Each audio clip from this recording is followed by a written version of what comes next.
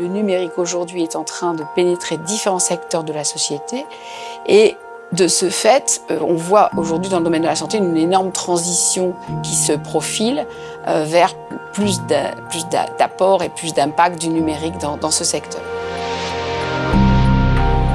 On s'est rendu compte que très souvent, les ingénieurs développaient des technologies sans forcément prendre en compte les besoins des professionnels de santé et des usagers. Là, typiquement, on a un living lab, donc un espace de vie dans lequel on peut à la fois conduire des expériences, mais aussi se confronter à l'usage et à l'acceptabilité d'un certain nombre de personnes.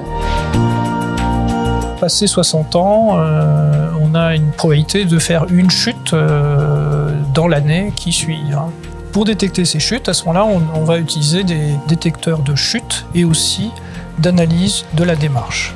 Alors, le patient à domicile se déplace dans l'environnement sur un tapis sensitif et lorsqu'il chute, on voit apparaître une alarme sur l'écran.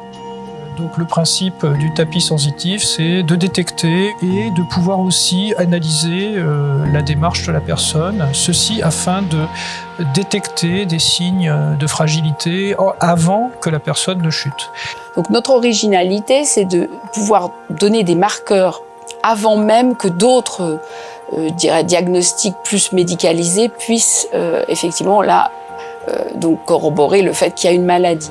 On s'assure que la personne qui est vieillissante chez elle, elle continue à avoir un certain niveau d'activité et dès qu'on remarque qu'il y a une baisse d'activité ou que la personne elle regarde plus la télé ou elle téléphone plus, on peut lever des alertes vers la famille ou le système soignant. D'où l'idée de faire apprendre aux robots ces gestes simples de la vie quotidienne pour qu'on puisse après les reconnaître chez les personnes. Marcher devant le robot, ouvrir une porte ou fermer la porte.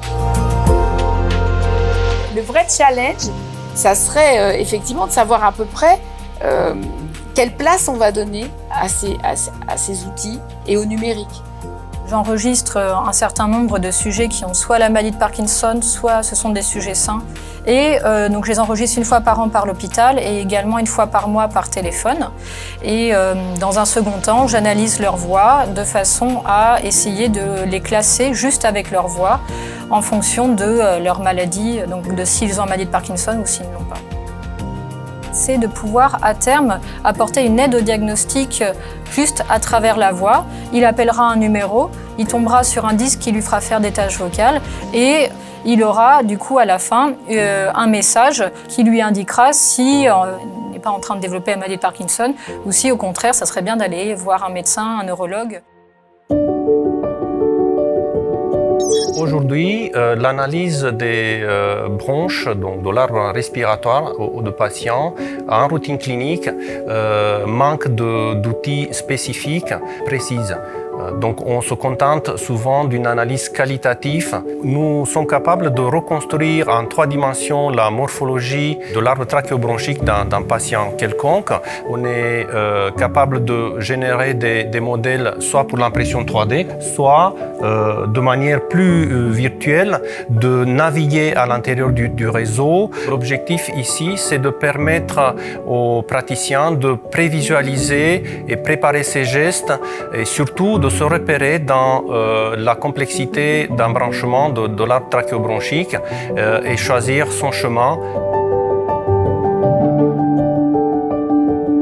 Et nous, on travaille sur ça, c'est apporter déjà faire entrer le numérique dans ce monde pour enrichir l'information qui est acquise, qui est capturée par les capteurs, et aussi des algorithmes qui permettent d'aider les praticiens dans leurs décisions. Quand il y a une déficience de l'attention, cela reflète peut-être un trouble de développement chez les enfants ou une pathologie naissante chez les personnes âgées. Et donc nous, dans notre laboratoire, on a des projets de recherche là-dessus et donc on fait des acquisitions avec des casques grand public.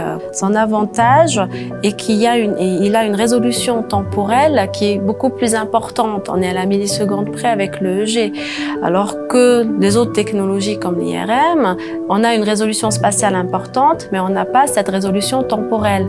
Donc avec le EEG, on peut traquer, on peut suivre en continu l'activité cérébrale de la personne. On a une évolution dans le temps. Alors il y a un sujet qui va être effectivement extrêmement important dans les années qui viennent, c'est celui de l'impact des données dans le secteur de la santé. Parce qu'effectivement, on va être capable, là, de pouvoir avoir des informations très, très variées sur une personne. Par exemple, son dossier médical, mais aussi ses résultats d'analyse, mais aussi des résultats de radio, et même des résultats de génomique. Donc, le challenge, ça va être d'être capable de pouvoir coupler ces données et d'une manière fiable et de pouvoir, du coup, faciliter un diagnostic basé sur ces données très hétérogènes.